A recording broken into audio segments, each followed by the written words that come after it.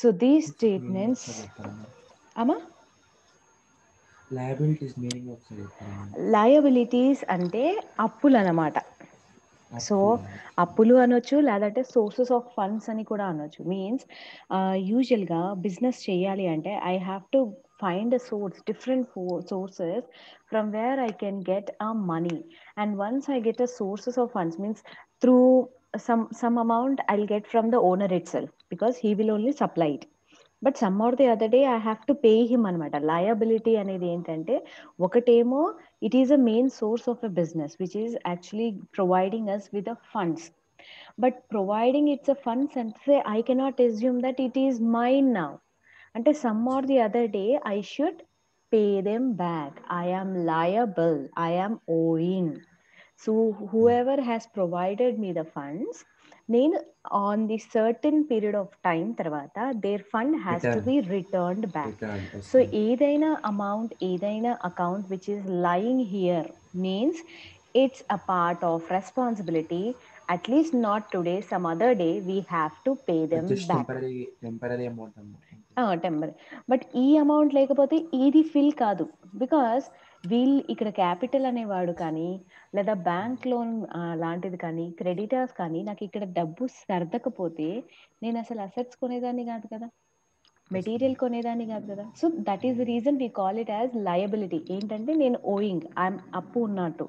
But at the same time these also called as sources of funds. అంటే ఇక్కడ నాకు డబ్బు అవైలబిలిటీ లేకపోతే ఆ డబ్బు వచ్చింది కాబట్టి కదా నేను అసెట్స్ మీద ఇన్వెస్ట్ చేస్తున్నాను, మెటీరియల్ కొన్నాను.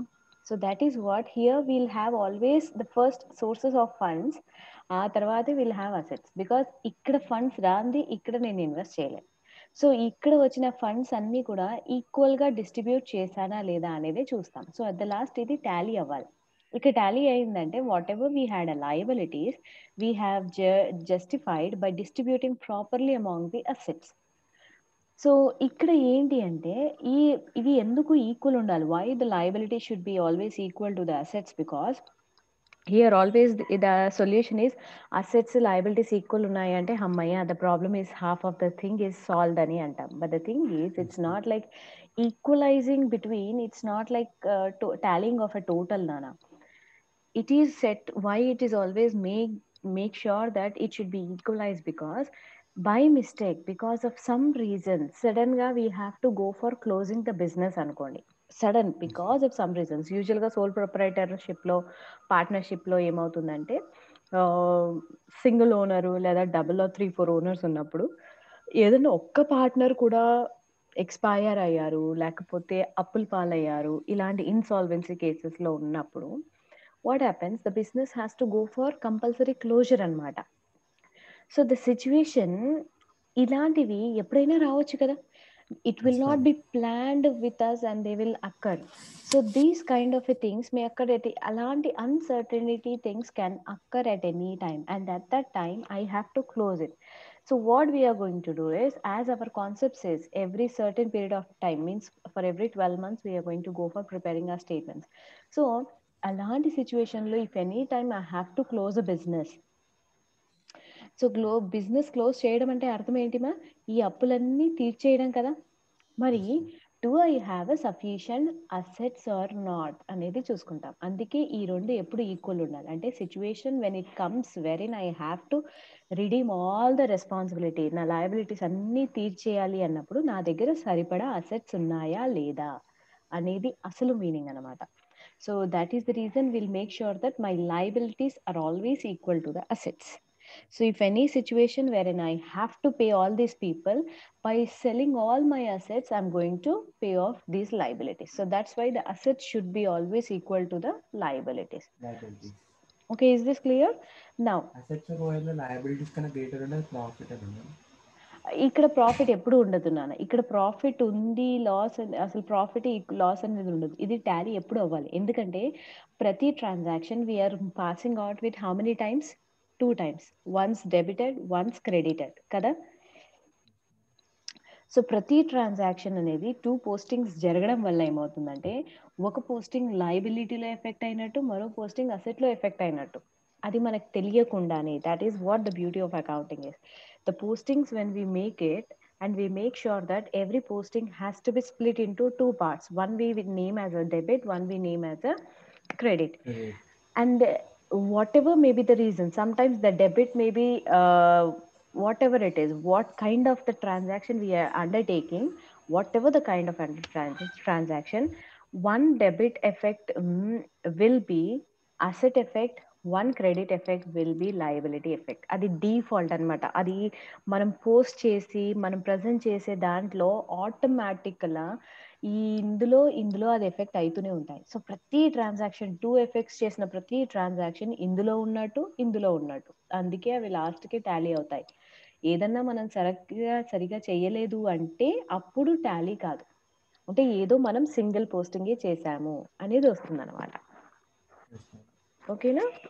Now here trial balance we have done it. So yesterday, please listen one more time. I have written trial balance rule. Trial balance లో సింపుల్ కాన్సెప్ట్ ఏంటి అంటే, ట్రయల్ బ్యాలెన్స్ లో క్లాసిఫికేషన్ ఆఫ్ అకౌంట్స్ 3 ఉన్నాయి కదా, personal, real, real nominal. Nominal వస్తాయా ma'am? Yeah, real nominal నామినలే వస్తాయి. వస్తుంది. And ఈ రియల్ నామినల్లో ఏంటంటే, రియల్ పూర్తిగా బ్యాలెన్స్ షీట్ కి సంబంధించింది.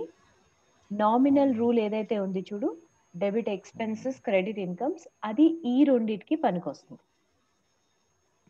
ఓకేనా? బికాస్ ట్రేడింగ్ అనేది it's something about current business activity. Profit and loss అంటే the name itself is saying profit or loss. అంటే మనకు అక్కడ నామినల్ రూల్ ఏంటి, ఎక్స్పెన్సెస్, లాసెస్. సో ఆ Debit. లాస్ ఇది అనమాట, డెబిట్. దెన్ క్రెడిట్ లో Gains and ఏంటి, incomes on gains credit. And yeah, so Incomes. Those incomes and gains. So gain is nothing but profit. Profit. ఇది రెండు. మరి ఈ రెండు ఇన్కమ్ స్టేట్మెంట్ అన్నప్పుడు సపరేట్ ఎందుకు రికార్డ్ చేయాలి మేడం, ఒకటే చేయొచ్చు కదా అని. యూజువల్గా ఏమవుతుందంటే, when most of the time, especially when the company is in the manufacturing సెక్టర్లో ఉన్నప్పుడు ఏమవుతాయంటే, they will have the direct expenses and they will have indirect expenses నాన్న.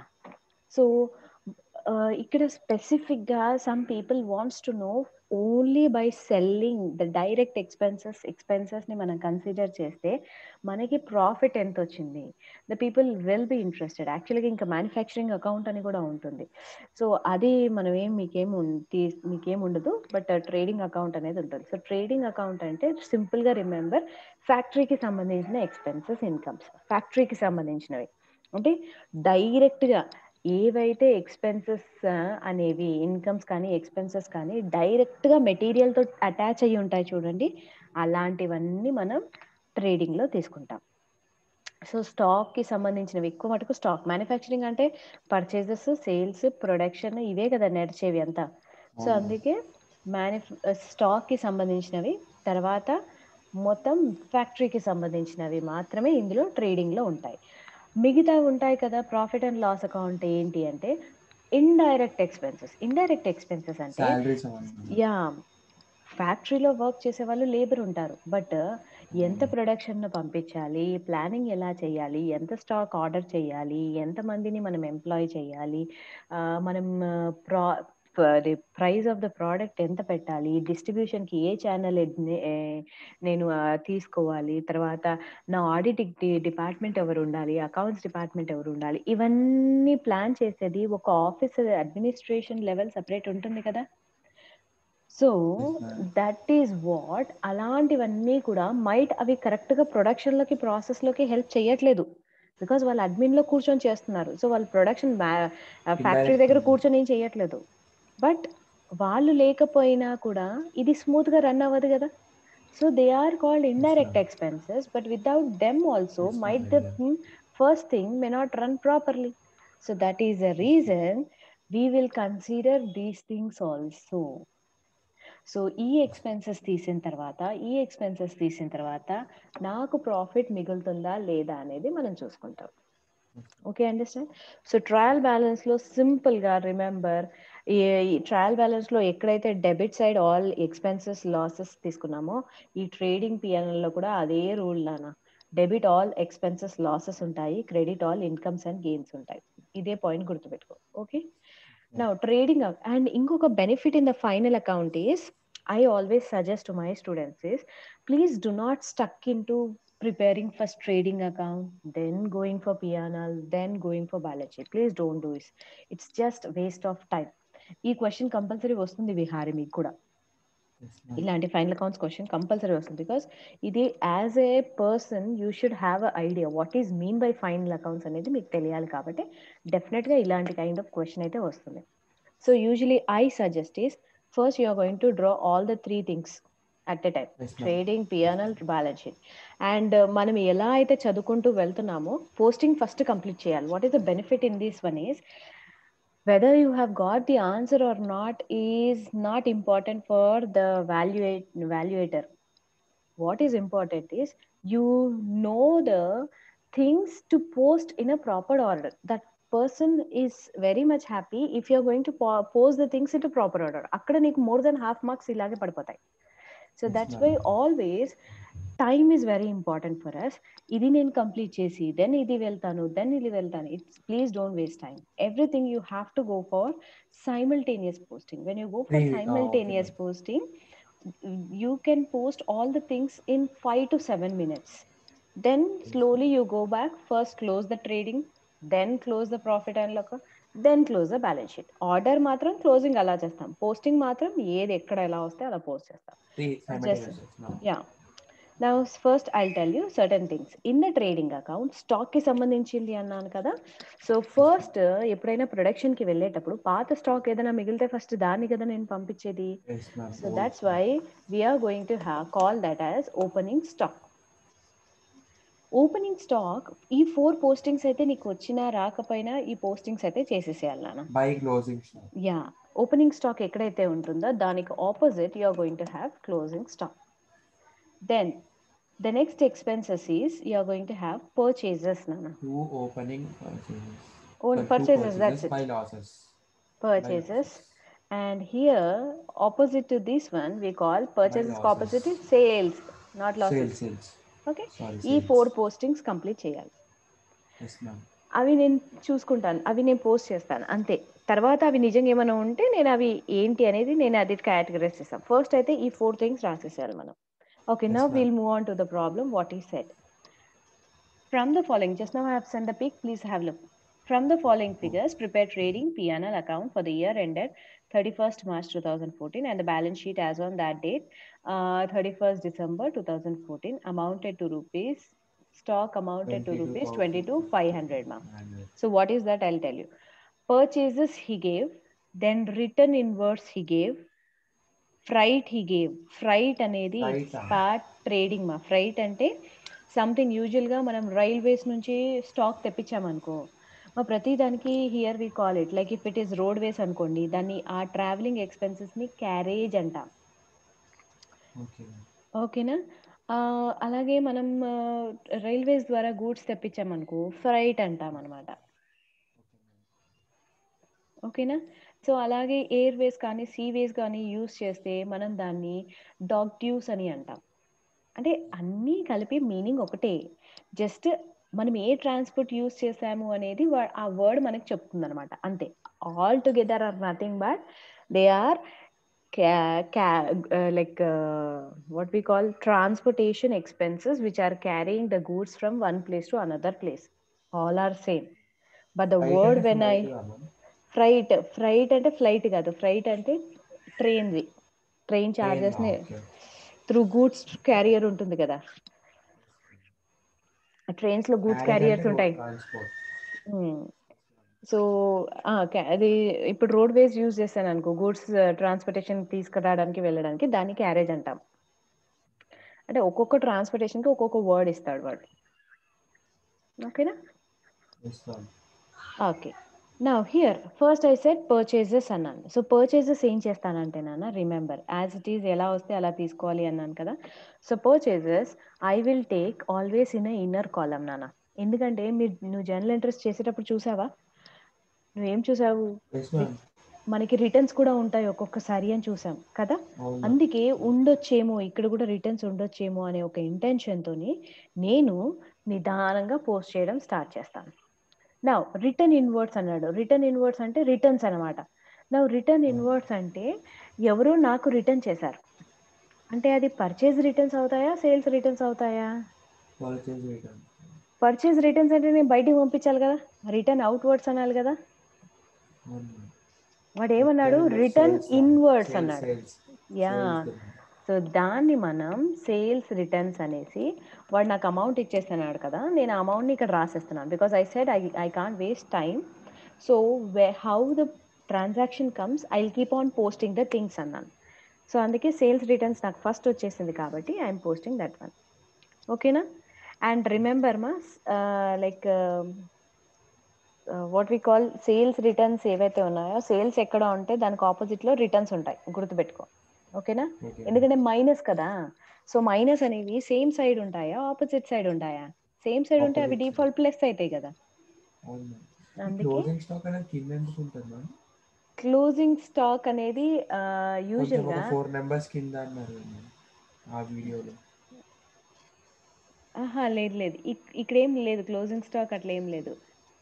క్లోజింగ్ స్టాక్ ఎప్పుడు బయట ఉంటుందన్న, యాక్చువల్గా ఇందులో ఉండదు. ఓకేనా? ఓపెనింగ్ కి ఆపోజిట్ క్లోజింగ్ స్టాక్ ఎందుకంటే అది అచ్చా ఎందుకు అంత కిందకు ఉంటుంది అంటున్నావా, అంటే ఇక్కడ పైన ఏమైనా అడ్జస్ట్మెంట్స్ ఉంటాయేమో కదా అని.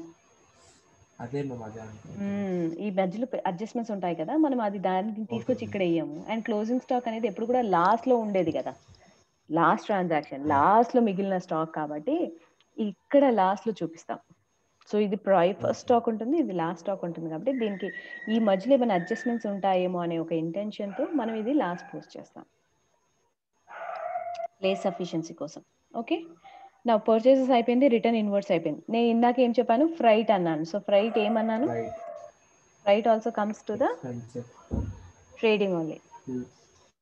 So freight, how much he gave freight? He said freight is 265. Okay, over. Then he said opening stock, what is that? Salaries he gave. Salaries అనేవి లేబర్కి ఇస్తామా, ఆఫీస్లో పని చేసే వాళ్ళకి ఇస్తామా? ఆఫీస్లో పని చేసే వాళ్ళు. So admin. సో 2 సాలరీస్ అనేది నేను ప్రాఫిట్ అండ్ లాస్ కి తీసుకుంటాను. So that is 1572. నెక్స్ట్ ఈ said what, opening stock. Opening stock ఎక్కడ రాసాం మనం? Yeah, so here I'm going to right 12,000.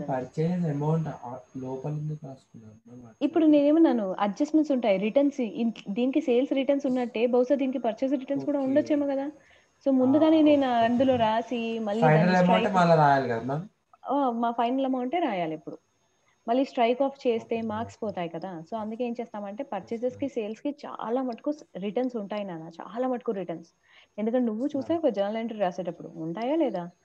So అందుకే ఏం చేస్తాము, ఎందుకు వచ్చింది అనేసి ముందుగా ఇన్నర్ కాలంలో వేస్తాం. వేసేసి నిజంగా అడ్జస్ట్మెంట్స్ ఉన్నాయనుకో మైనస్ చేసి ప్రాపర్ ఫిగర్ వేసేస్తాం. లేదు ఏం లేదనుకో ఇదే అమౌంట్ మళ్ళీ తీసుకొచ్చి ఇందులో వేసేస్తాం. But we can't take a risk of posting here and striking it of. It is going to lose you marks again. So that's why don't take that risk. If you have too many strikings, the evaluator will not be interested to see the paper. So make it maximum neat. Next, opening stock అయిపోయిన తర్వాత next ఏముంది మా, discount received. Discount మా ఇంకొకటి గుర్తుపెట్టుకో, ఇక్కడ అన్నీ కూడా ట్రేడింగ్ అకౌంట్లో maximum I said we are going to have factory related thing. And here all admin అంటే ఏమన్నాను, ప్రమోషనల్ యాక్టివిటీస్, అడ్వర్టైజ్మెంట్ యాక్టివిటీస్, అవి అంటే సమ్వేర్ సేల్స్ అండ్ ప్రమోషనల్ ఎక్స్పెన్సెస్ని మనం పిఎన్ఎల్లో తీసుకుంటాం. నా డిస్కౌంట్ రిసీవ్డ్ అంటే ఏంటి, నేను సేల్స్ కోసం ఎవరికో డిస్కౌంట్ ఇచ్చేసాననే కదా అర్థమా. లేదా నేను ఎవరి దగ్గరకో డబ్బులు తీసుకునేటప్పుడు నేను తీసుకున్నట్టు discount. So discount is somewhere it is related to the administrative side. Yeah, so that's why here we are going to take as a discount received అన్నాడు. రిసీవ్డ్ అంటే ఇన్కమా ఎక్స్పెన్సా? Income. So that's why I'm going to write as discount received. And what did I say? If కొన్ని words similar ఉంటాయి, whether it is of debit or credit, discount అనేది పేమెంట్కి అదే వాడతాం word, రిసిప్ట్కి కూడా అదే వాడతాం. అందుకే రిసిప్ట్ ఎంటర్ చేసేటప్పుడు ఏమన్నాను, రిసీవ్డ్ అని పర్టికులర్గా రాయాలి. ఓకేనా? Bank balance. బ్యాంక్ బ్యాలెన్స్ అంటే ఏంటి, అది మన ఇన్కమ్ ఎక్స్పెండిచరా లేకపోతే అసెటా? బ్యాంక్ బ్యాలెన్స్ కింద అసెట్ అన్నమాట. అసెటే కదా, బికాజ్ నా దగ్గర నా బ్యాంక్లో డబ్బు ఉంది అంటే ఇట్స్ వాట్, ఖర్చు చేసుకోమనియా దాచిపెట్టుకోమనియా, దాచిపెట్టుకోమని. సో కాబట్టి it's a asset. 4, 7. Next trade creditors అన్నాడు. Trade creditors 5200. సో క్రెడిటార్స్ అనేది, క్రెడిటార్స్ అంటే ఎవరుమా? క్రెడిటార్స్ అంటే మనకు అప్పులో ఇచ్చినవాడు. అంటే పర్చేసెస్ నేను కొంటాను, నా దగ్గర ఇప్పుడు డబ్బు లేదు, సో క్యాష్ మీద కొనట్లేదు. Return then. Yeah, so it's a liability. So that's why trade creditor will be. Exactly. Yeah, so trade creditors how much? 5000. Oh, 200. drawings 5200, sorry. Drawings 4500. drawings will be here. మా drawings అనేది ఎవరు తీసుకుంటున్నారు మన దగ్గర? Drawings ఓనరే కదా. వాడు కొంచెం ఏదో డబ్బు మనకి ఇచ్చినాడు కదా అనేసి వాడు ఏం చేస్తున్నాడు, మన దగ్గర నుంచి వాడికి అవసరం ఉన్నప్పుడు కొన్ని గూడ్స్ ఫార్మాట్లో కానీ, కొన్ని క్యాష్ ఫార్మాట్లో కానీ కంత వాడు తీసేసుకుంటున్నాడు. మనం తీసుకున్నా వాళ్ళు తీసుకున్నా లయబిలిటీ అట్లా కాదు. నేను అక్కడ ఏం సైన్ పెట్టాను చూడు, మైనస్. ఏమని సైన్ పెట్టాను అంటే వాడు నాకు ఇక్కడ క్యాపిటల్ ఎంత? 28,500 నానా. వాడు నాకు ఇచ్చింది ఎంత? బిజినెస్ స్టార్ట్ చేసుకోమని. రైట్ సైడ్ ఉంది చూడండి, బిల్స్ రిసీవబుల్ పైన క్యాపిటల్ అని 28,500 ఉందా? వాడు నాకు అంత ఇచ్చినాడు. అంత ఇచ్చేసి మళ్ళీ 4,500 తీసేసుకున్నాడు. మరి మొత్తం అమౌంట్ నేను ఎందుకు ఇస్తాను వాడికి? అప్పుడు నేనేం చేస్తాను, నువ్వు నాకు ఇచ్చినావు కరెక్టే, అందులో నీకు అవసరం ఉన్న దానికి నువ్వు ఇంత రిటర్న్ తీసేసుకున్నావు, సో అది మైనస్ చేసి నేను నీకు బ్యాలెన్స్ ఇస్తాను అంటాను. అంతేనా? మనం అలాగే చేస్తాం కదా. అందుకే ఇది ప్యూర్గా డ్రాయింగ్స్ కాదు, it's like A kind of a benefit. అది మనం క్యాపిటల్లో నుంచి తీయాలి. అంటే వాడి అకౌంట్, ఇది వాడే ఓనరే, ఇది కూడా తీసుకున్నది ఓనరే, కాబట్టి ఈ రెండింటి మధ్యలోనే సెటిల్ చేస్తాం అకౌంట్ని. ఓకేనా? Next bills payable. పేయబుల్ అన్నాడు. బిల్స్ పేయబుల్ అంటే ఏంటంటే ఇప్పుడు క్రెడిటార్స్ ఎట్లానా, ఇది కూడా క్రెడిటార్సే. బిల్స్ పేయబుల్ అనేది కూడా ఏంటి? క్రెడిటార్స్. కాకపోతే క్రెడిటార్స్ అంటే ఏంటంటే నువ్వు నాకు గూడ్స్ సేల్ చేసావు, అంటే నేను నీ దగ్గర అప్పు మీద కొన్నాను సరుకు. సో నువ్వేం చేసావు, మామూలుగా కొందరు ఏం చేస్తారంటే ఓరల్గా నోటి మాట మీద you just take it down అనేసి ఇచ్చేస్తారు. కొందరు అలా కాదు, they will write, you right me A promissory note that you are due to me this much of amount and you will pay me on so and so date on so and so time అని promissory note తీసుకుంటారు. So అలాంటి క్రెడిటార్స్ని మనం bills payable అంటాం. అంటే ఏదైతే నేను అప్పున్నానో అది స్పెసిఫిక్గా ఒక పేపర్ ఫార్మాట్లో ఉంది అని అర్థం. సో అది కూడా క్రెడిటార్స్ అన్నట్టే కదా. So that's why we are going to take in the same liabilities. Creditors ఎక్కడ ఉంటాడో బిల్స్ పేయబుల్ కూడా అక్కడే అవుతాయి. సో ఇక్కడ అమౌంట్ ఎంత? 2,000. ఓకే, నౌ సేల్స్ ఇచ్చాడు. Next sales. So sales already మనం రాసాం. సో సేల్స్కి నేను ఏమన్నాను? 21,000. ఓకే, నా 21,000 ఇప్పుడు మనం మైనస్ చేసేసాం నాన్న. సో మైనస్ చేస్తే ఎంత మిగిలింది మనకి చెప్పు? 21,000 నుంచి 600 మైనస్ చేస్తే 20,400. Yeah, so we are going to have 20,400. Got you understand? Net amount ని మనం బయట చూపిస్తాం. ఓకే, ఇంకా సేల్స్ ఉండొచ్చు కదా. సేల్స్ ఉండొచ్చు, బట్ ఈ ప్రాబ్లంలో లేవు. అందుకే నువ్వు అంత కావాల్సి వస్తే మొత్తం లాస్ట్ అయ్యేదాకా, మొత్తం పోస్టింగ్ అయ్యేదాకానే మనం చేయాలి యాక్చువల్గా అయితే. బట్ ఇక్కడ ఏం ఫర్దర్గా సమ్ చూసాను, ఏం పోస్టింగ్స్ పెద్దగా ఏం లేవు కాబట్టి నేను డైరెక్ట్గా చేసేసాను. నెక్స్ట్ క్యారేజ్ ఇన్వర్డ్స్ అని. క్యారేజ్ ఇన్వర్డ్స్ అనేది కూడా it's a kind of freight only. ఇందాకే చెప్పాను కదా, ఫ్రైట్ అనేది మనం ఏం చేస్తాము, ట్రైన్ కి వాడినప్పుడు చేస్తాము. అదే క్యారేజ్ అనేది రోడ్ వేస్ ద్వారా మనం గూడ్స్ ని కొంటే క్యారేజ్ ఇన్వర్డ్స్ అంటాం. అదే మరి క్యారేజ్ అవుట్వర్డ్స్ అని ఒకటి వస్తుంది. ఎందుకు ఇన్వర్డ్స్ అని అంత పర్టికులర్ గా అన్నాడంటే, క్యారేజ్ అవుట్వర్డ్స్ అనేది వస్తుందన్న. క్యారేజ్ అవుట్వర్డ్స్ అనేది ఏంటంటే లైక్ సేల్ కోసం నేను బయటికి పంపించాను సరుకుని, ఐఎమ్ సెండింగ్ అవుట్, అప్పుడు అది సేల్స్కి సంబంధించింది అయిపోతుంది కదా. సో నేనేమన్నాను, సేల్స్కి సంబంధించిన ఎక్స్పెన్సెస్ అన్నీ కూడా అడ్మిన్లో ప్లాన్ చేస్తాం కాబట్టి దానికి రిలేటెడ్ ఎక్స్పెన్సెస్ అన్నీ కూడా ఇందులో వేయాలన్నమాట. సో క్యారేజ్ ఇన్వర్డ్స్ అంటే ఏంటంటే పర్చేజెస్ కోసం నేను తెచ్చిన సరుకు కాబట్టి అది ట్రేడింగ్లో పోవాలి, ఎందుకంటే ఫ్యాక్టరీ దాంట్లోకి వెళ్ళాలి. క్యారేజ్ అవుట్వర్డ్స్ అని అన్నప్పుడు ఏమవుతుంది, అది సేల్స్ కి సంబంధించిన ఎక్స్పెన్స్ కాబట్టి పిఎన్ఎల్ లోకి రావాలి. ఇది ఒక్క వర్డ్ నువ్వు చూసుకోవాలి. నేను ఎక్కడెక్కడ కావాలో నోట్స్ ఇస్తానులే. Okay, now rent carriage outwards చెప్పాలి. క్యారేజ్ అవుట్వర్డ్, క్యారేజ్ ఇన్వర్డ్స్ అంటే goods raw material, road transport లో నేను గూడ్స్ తీసుకొని వచ్చాను నాన్న, సో అది ఫ్యాక్టరీకి తీసుకొని వచ్చాను. ఇన్వర్డ్స్ అంటే ఏంటి, సంథింగ్ కమింగ్ ఇన్. సో యూజువల్గా మనం ఫ్యాక్టరీకి ఎలాంటి మెటీరియల్ తెస్తాము, ఏదైతే ప్రాసెస్ చేసి మనం కన్వర్ట్ చేయాలి కదా, ఫినిష్డ్ గూడ్స్కి కన్వర్ట్ చేయాలి. సో ఏదైతే వస్తుందో ఇన్వర్డ్స్ అంటే అది రా మెటీరియల్ వస్తున్నట్టు ఫ్యాక్టరీలోకి. సో అది పక్కా మ్యానుఫ్యాక్చరింగ్ కోసమే వస్తున్నట్టు, అందుకే అది డైరెక్ట్ ఎక్స్పెన్స్ అయిపోతుంది. అదే అవుట్వర్డ్స్ అంటే సేమ్ ట్రాన్స్పోర్టేషన్ ఎక్స్పెన్సెసే, కానీ ఇది కంప్లీట్గా రెడీ అయిన ప్రోడక్ట్ని నేను బయటికి పంపిస్తున్నాను. ఎక్కడికి పంపిస్తున్నాను, బయటికి, సేల్స్ కోసం. సో అప్పుడు ఏమవుతుందంటే అది సెల్లింగ్ ఎక్స్పెన్సెస్ అవుతుంది, పర్చేజ్ ఎక్స్పెన్సెస్ కాదు. సో సేల్స్ ఎక్స్పెన్సెస్ పిఎన్ఎల్లోకి రావాలన్నమాట. సేల్స్ ఎక్స్పెన్సెస్ అంతా పిఎన్ఎల్, బికాస్ అడ్మినిస్ట్రేషన్ ప్లానింగ్ అంతా కూడా ఇందులో జరుగుతుంది కాబట్టి. ఓకేనా, ఇప్పుడు క్లియరా? Next rent taxes. Rent taxes ఎవరు చూసుకుంటారు, ఫ్యాక్టరీ వాడు చూసుకుంటాడా, ఆఫీస్ వాడు చూసుకుంటాడా? Rent taxes factory.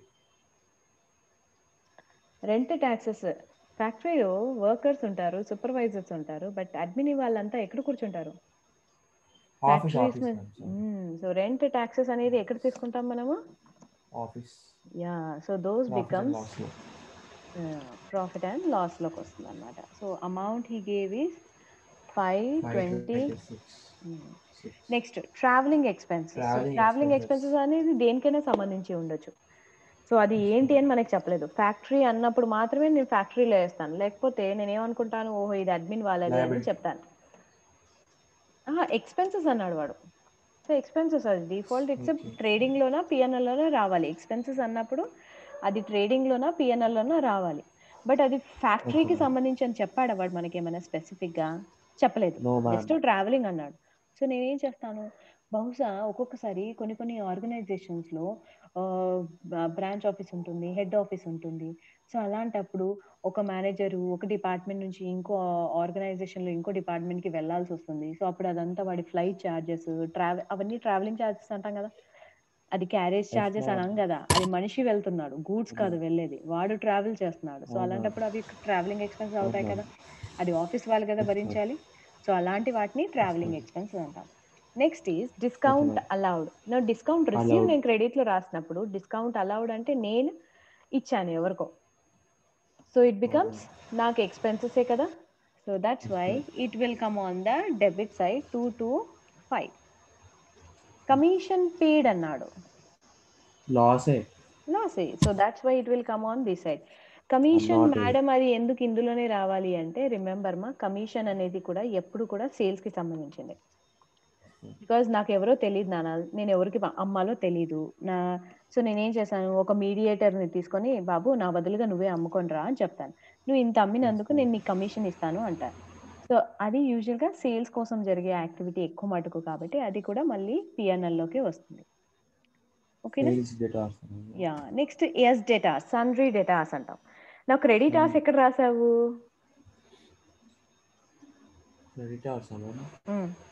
రాసాం మనం ఆల్రెడీ క్రెడిటార్స్ ఎక్కడో రాసాం మ్యామ్, లయబిలిటీస్. యా, సో దానికి ఆపోజిట్ లో డేటాస్ అని రాస్తాం. సో డేటాస్ అంటే ఏంటంటే నేను వాళ్ళకి అంటే క్యాష్ మీద కాకుండా ఇలా అమ్మాను, నువ్వు ఇప్పుడైతే ఇస్తున్నాను తర్వాత నేను పే చేస్తాను అని వాళ్ళు ప్రామిస్ చేశారు నాకు, అంటే ఏదో ఒక రోజు ఆ డబ్బు నాకు రిటర్న్ వస్తుంది అని అర్థం. సో నేను సేల్ చేశాను, ఎట్లా, క్రెడిట్ బేస్ మీద నేను సేల్ చేశాను. సో నేను సేల్ చేశాను అంటే ఏదో ఒక రోజు నాకు ఆ అమౌంట్ రిటర్న్ వస్తుంది అనే ఒక ఆశతో నేను సేల్ చేశాను. సో ఇట్ బికమ్స్ అసెట్ కదా, బికాజ్ నాకు ఏదో ఒక రోజు అయితే అమౌంట్ వస్తుంది అని ఒక ఆశ. So that's why I'm going to write. Next is capital. ఇందాకే చెప్పాను కదా, ఫస్ట్ ఫార్మోస్ట్ స్టార్ట్ చేసేదే మనం క్యాపిటల్తో స్టార్ట్ చేస్తాం నాన్న, బికాజ్ ఆ అమౌంట్ లేకపోతే మనకి ఏమీ రాదు అని అర్థం. So that's why first capital starts. Now ఇది అయిపోయింది. అండ్ ద లాస్ట్ ఈజ్ ఇందాక bills payable, bills receivable. So ఇందాక కూడా కొంతమందికి నేను అమ్మాను, బట్ ఒక ప్రామిస్ తీసుకున్నాను. నువ్వు నాకు ఏమంటారు రిసిప్ట్ రూపంలో ఒక ఏమంటారు రిటర్న్ డాక్యుమెంట్లో నువ్వు నాకు ప్రామిస్ చేయాలి. ఏమని? That you are going to pay me the amount on so and so date. So నేను కూడా వాడి దగ్గర నుంచి ఏం తీసుకున్నాను? బిల్స్ రిసీవబుల్ అంటే నాకు రావాల్సిన డబ్బు, ఇది పేయబుల్ అంటే నేను పే చేయాలి. రిటర్న్ ప్రామిస్ క్రెడిటార్సే కానీ రిటర్న్ ప్రామిస్ మీద. ఇది డెటార్సే కానీ we have taken what the return promissory notes. So అలాంటి వాటిని మనం బిల్స్ అంటాం. బిల్స్ పేయబుల్ అంటే ఇప్పుడు మనం కట్టాలి కదా మన అమౌంట్ అది. యా కట్టాలి. ఇప్పుడు for example let assume I will say that నేను నా దగ్గర రెగ్యులర్గా నేను ఒక కైండ్ ఆఫ్ బిజినెస్ చేస్తాను. సో ఒకసారి నా దగ్గర డబ్బు సర్దుకోవడానికి కాకనా ఏదో ఒకటి నేను 10,000 వర్త్ ఆఫ్ గూడ్స్ తీసుకున్నాను నాన్న. సో ఎప్పుడు అతని దగ్గరే తీసుకుంటాను కాబట్టి ఆ ఫెలో ఏం చేశాడు, ఓకే ఫైన్ అనేసి ఒక 10,000 అని సడన్గా అడిగాను కాబట్టి వాడు ఏం చేశాడు, భయపడి సరే నేను 5,000 అయితే without any taking any paper signatures నేను నీకు ఓరల్గా ఇచ్చేస్తున్నాను. బట్ మిగతా 5,000 నేను లాస్ మీద నాకు ఎందుకో భయం వేసింది. మొత్తం నేను 10,000 అయితే నీకు అలా ఇవ్వలేను ఓరల్గా, అంటే మాట రూపేనా నేను ఇవ్వలేను. సో ఒక 5,000కి మాత్రం నువ్వు నాకు ప్రామిసరీ నోట్ మీద అవును నువ్వు నాకు అప్పు ఉన్నావు అని రాసి ఇవ్వు అని అడుగుతాను. సో అప్పుడు నేనేం చేస్తాను, సరే బాబు నువ్వు నాకు అట్లీస్ట్ హాఫ్ అమౌంట్ అయితే ఓరల్గా ఇచ్చినావు, మిగతా 5,000 మీద నేను రాయాలి అంతే కదా అనేసి నేను వాడికి 5,000 I have to pay on so and so date అంటే ఇక్కడ పర్టికులర్గా రాస్తామన్నమాట. ఓరల్ అనేది ఏంటంటే నేను 1 మంత్కే ఇవ్వచ్చు, 1.5 మంత్కే ఇవ్వచ్చు, 2 మంత్స్కే ఇవ్వచ్చు, అక్కడ ఏమి ఉండదు కండిషన్. బట్ ఇది ఏదైతే నేను ప్రామిస్ చేసినాను చూడు 5,000 నేను నెక్స్ట్ మంత్ 30 వరకు ఈ మార్నింగ్ టైం వరకు ఇచ్చేస్తాను అని పర్టికులర్గా రాసి పంపించడం అనమాట. అప్పుడు ఏమవుతుందంటే కరెక్ట్ నెక్స్ట్ మంత్ 30th వరకు నేను పే చేయలేదనుకో, వాడు వెళ్ళి ఆ ఇన్స్ట్రుమెంట్ తీసుకెళ్ళి వాడు నన్ను సూ చేయొచ్చు. అలాంటిదనమాట. సో అందుకనే 2 పేయబుల్సే. 5,000 అప్పు ఉన్నాను కానీ 5,000 మీద వాడు రిటర్న్ డాక్యుమెంట్ తీసుకోలేదు నాకు, బట్ మిగతా 5,000 మీద రిటర్న్ డాక్యుమెంట్ తీసుకున్నాను. But both are what liability. So ఎప్పుడైతే ఆ డాక్యుమెంట్కి మనం ఒక డాక్యుమెంట్ ఇస్తామో అంటే ఓరల్ కాకుండా రిటర్న్ ఇస్తామో దాన్ని మనం బిల్ అని అంటాం. Even if you go to the shopping mall all this things also what we call, వాడు ఏదో ప్రింటింగ్ రిసిప్ట్ ఇస్తాడు మనకి, బట్ దాన్ని మనం ఏమంటాం, బిల్ అనే అంటాం కదా. అంటే anything which is in the format of printed or return format it is set to be what bill. The same thing ఇక్కడ కూడా డెటార్స్. కన్ఫ్యూజన్ ఎట్లా పోతుంది ఇప్పుడు liabilities profit and loss. Payable అని అనగానే always remember it is something we have to pay liability. And bill అనగానే it's about talking about a creditors అని అర్థం. బిల్స్ పేయబుల్ అనగానే బిల్స్ పేయబుల్ అంటే మనకి అదొక లాస్ లాగా లాసే కదా నాన్న. అంటే loss in the sense it's not like loss, it's a promise. Some or the other day I am liable to pay you 2,000. I am liable to pay. ఇక్కడ ఏంటి ఆ టైంలో occurrence of transaction has happened. Discount received అంటే ఆ టైంకి నేను discount receive చేశాను. Salaries అని ఇక్కడ రాశాను అంటే ఆ టైంకి నేను శాలరీ పే చేసేసినాను through cash or whatever means. నేను ఆల్రెడీ శాలరీ పే చేసేసినాను, రెంట్ ఆల్రెడీ నేను పే చేసిన తర్వాత నేను ట్రాన్సాక్షన్ రాసినాను. So something like that. But ఇది అలా కాదు, ఇప్పుడు యాక్చువల్గా నాకు క్యాష్ వెళ్ళట్లేదు, బట్ ఇన్ ఫ్యూచర్ డే నేను ఇంత అమౌంట్ పే చేయాలి అనే ఒక యాక్టివిటీ ఇక్కడ చూపిస్తున్నాను అనమాట. అంటే some or the other day I'm owing to the party to pay him 2,000. ఇప్పుడు రైట్ నౌ నేను పే చేయట్లేదు, జస్ట్ ఐఎమ్ ఓయింగ్, ఏదో ఒక రోజు నేను ఇవ్వాలి. ఇవన్నీ ఆల్రెడీ పేమెంట్స్ జరిగిపోయినాయి. ట్రావెలింగ్ ఎక్స్పెన్సెస్ 387 క్యాష్ రూపేనే ఇచ్చేసాను, ఇవన్నీ జరిగిపోయినవి, already we have pay through cash. But ఇవన్నీ ఇంకా జరగాల్సినవి, రావాల్సినవి, లేదా నేను పే చేయాల్సినవి, still it has to happen అనేవి మనం ఇందులో రాస్తాం. ఓకేనా? సో ఇవి ఏంటంటే ఒక్కసారి అక్కర అయిపోయాయి అంటే మళ్ళీ కొత్త ఇయర్లో కొత్తవే వస్తాయి, కొత్త ఎక్స్పెన్సెస్ వస్తాయి. అప్పుడు నెక్స్ట్ ఇయర్ ఇది 265 ఉండకపోవచ్చు, బట్ ఇవి అలా కాదు. ఇవి ఎందులో అయితే ఇవి ఎట్లున్నాయో అంటిల్ అండ్ అన్లెస్ నేను పేడ్ అని రాసే అంతవరకు ఈ అమౌంట్స్ సేమ్ క్యారీ ఉంటాయి. ఓకేనా? అది ఇప్పుడు నీ దగ్గర ఉంది For example, I have a pencil, pen and all those things. Can I expect that నువ్వు ఇప్పుడు వాడుతున్న పెన్ అనేది కరెక్ట్ ఒక 15 days వరకు you will be using the same pen? అది పోతుంది కదా, you will go for purchasing the new one. నువ్వు పర్చేస్ చేయడానికి వెళ్ళినప్పుడు బుక్ స్టాల్ కి will you say that okay you just take the pen, you pay me the next time అని అంటాడా? Or those all are miscellaneous కాబట్టి you pay me 10 rupees and take the pen అని అంటాడు కదా.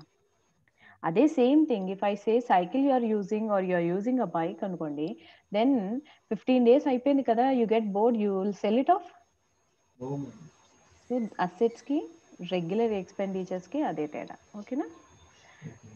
Now here we have opening stock and here we closing stock on the top he has given. Now that closing stock I'm going to take. Remember ma, ఎప్పుడు కూడా 2 stocks ఒకే దగ్గర ఉండకూడదు. ఒకటి opening stock అన్నా మనకి ట్రయల్ బ్యాలెన్స్ లో ఉండాలి, లేదా మనకి క్లోజింగ్ స్టాక్ అన్నా ట్రయల్ బ్యాలెన్స్ లో ఉండాలి. But 2 stocks opening and closing అనేది ఒకే దాంట్లో ఉండదు ట్రయల్ బ్యాలెన్స్. మనకి రిటర్న్స్ ఇందులో లేవు కదా నాన్న, సో నేనేమన్నాను, రిటర్న్స్ లేవు కాబట్టి నేను ఏం చేశాను, అవుటర్ కాలంలో వేసేసాను. ఓకే, ఇందాక సేల్స్ రిటర్న్స్ ఉండే కానీ మనకు పర్చేస్ రిటర్న్స్ లేకుండే కదా, సో అందుకే అవుటర్ కాలంలో వేసేసాను. Now I'm totalling 42,900 I got on a credit side.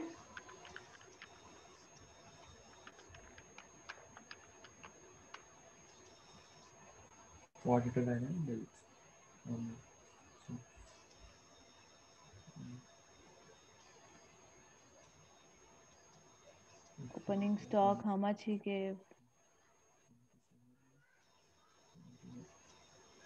30 changes. Carriage inwards మనం అన్ని తీసుకున్నాం కదా, everything we have taken it. So for 20,400 plus closing stock 22,500, I got 42,900 on the credit side, Nana. Opening stock is 12,000, purchases is 15,750, 27,750 అది 265.50.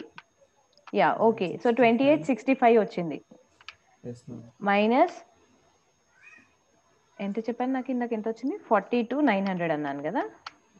So I'm getting 14,835. So what we are going to call this one, I said we'll write here as 2 gross profit అంటాం. Gross profit అని రాసినప్పుడు అర్థం ఏంటి అంటే ఇంకా further deductions ఉన్నాయి. Yeah it no usually it gets decrease. Yeah it chances are there, decrease అవ్వచ్చు, increase అవ్వచ్చు. అంటే ఇక్కడ కనుక ఎక్కువ బెనిఫిట్స్ ఉంటే అప్పుడు ఇంక్రీజ్ అవ్వచ్చు, ఇక్కడ చాలా మటుకు తక్కువ ఉంటాయి benefits, so most of the time డిక్రీజే అవుతాయి డిడక్షన్స్ పోగా. సో అందుకే గ్రాస్ ప్రాఫిట్ అంట. గ్రాస్ అని రాసినాము అంటే అర్థము ఇంకా అక్కడ డిడక్షన్స్ ఉండొచ్చు అని అర్థం. సో ఏదైతే హైయెస్ట్ టోటల్ ఉందో that I'm going to right here.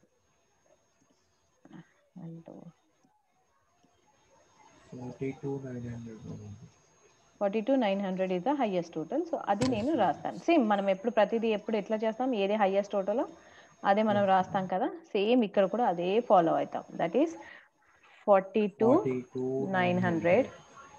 Here also 42,900.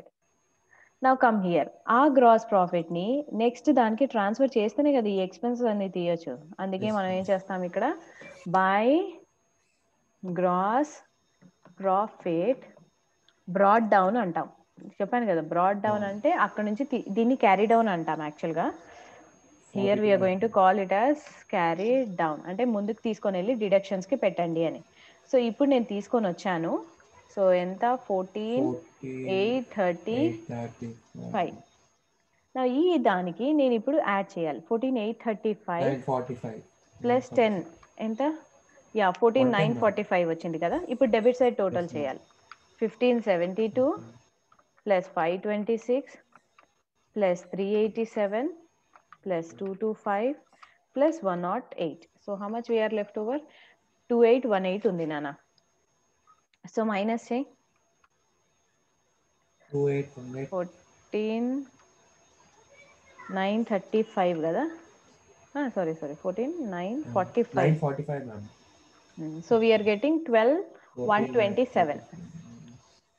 So ఈ 12,127 ని ఇప్పుడు ఈ డిడక్షన్స్ అన్నీ అయిపోయినట్టే కదా. సో దీన్ని మనం నెట్ ప్రాఫిట్ అంటాం. నెట్ ప్రాఫిట్ అనగానే ఇంకా further deductions are not required.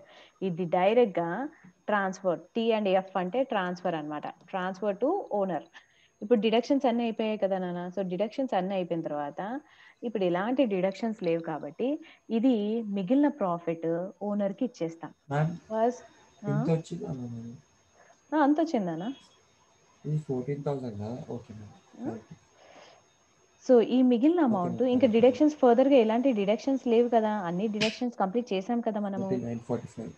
So మనం ఏం చేస్తామంటే ఈ ప్రాఫిట్ని మనం ఓనర్కి ఇచ్చేస్తాం.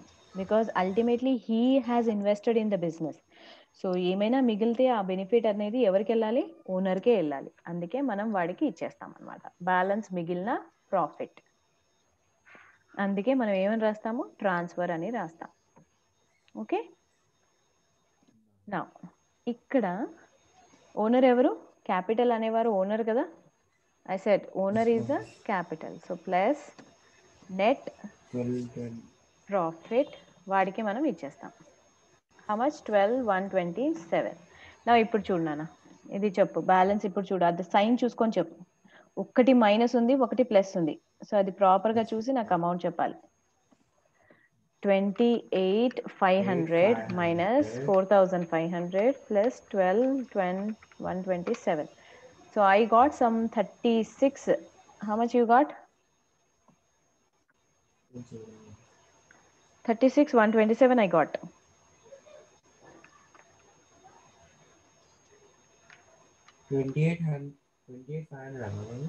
Ah, 28,500 minus 4,500 plus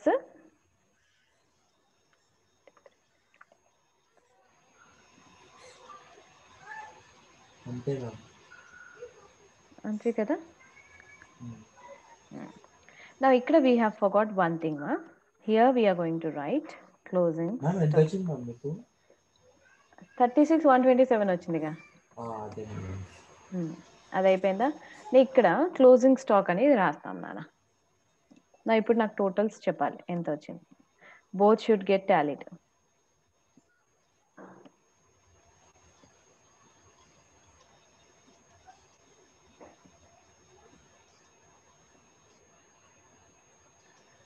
Just see.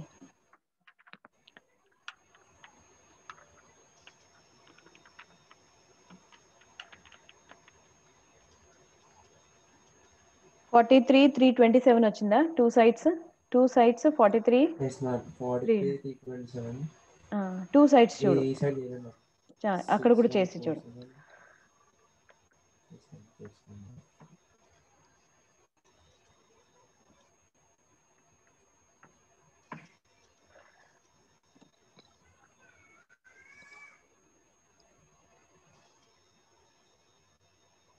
అంతే ma'am.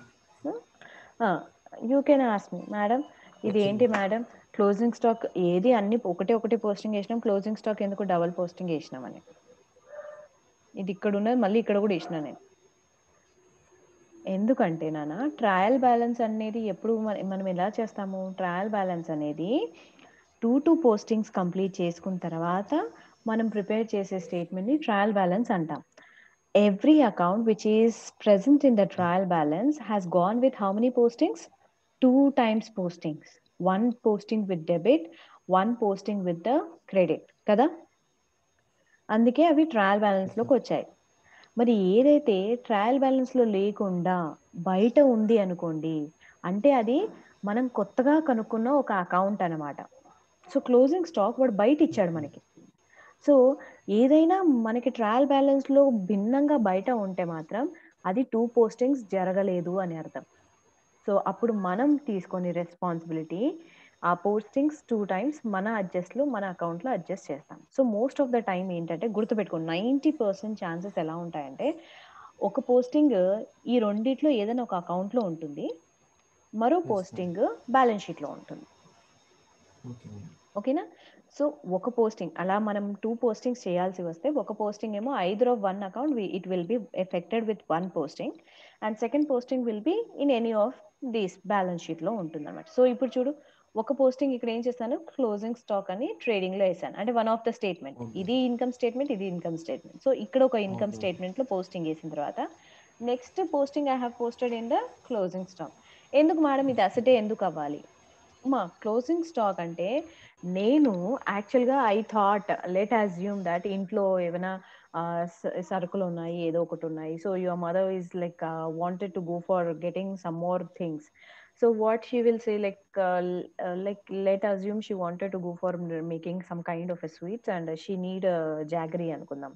So how much she is going to order, she'll first check what, she'll check her groceries and she'll say that previous ga emaina unda. So previous గా ఉంది కాబట్టి ఇంత అవసరం లేదు, ఇంతలో పావు KG తీసుకొస్తే చాలు అంటారు. అంటే ఏంటి, somewhere when I'm having left over with stock, ఈ స్టాక్ ని మళ్ళీ కొనక్కర్లేదు ఇంత భాగం, మిగతాగానే కొనాలి నేను. అంటే ఇది it is going to save me in future expenses అన్నట్టే కదా. So something it is going to save me in future అంటే అది నాకు బెనిఫిటే కదా, అందుకే అది అసెట్ అయింది. Okay okay Vihari, then I'm closing the class, right? I'm ending the class. If you want, you just take down the screenshot. If you are going to take a screenshot, I'm going to end it, or else you just go through the same recording once again. I'll transfer in the YouTube. Okay na? Just I'm ending the class now, Vihari. Shall I end? Yes, ma'am. Okay. Yeah, okay then. See you tomorrow. Okay.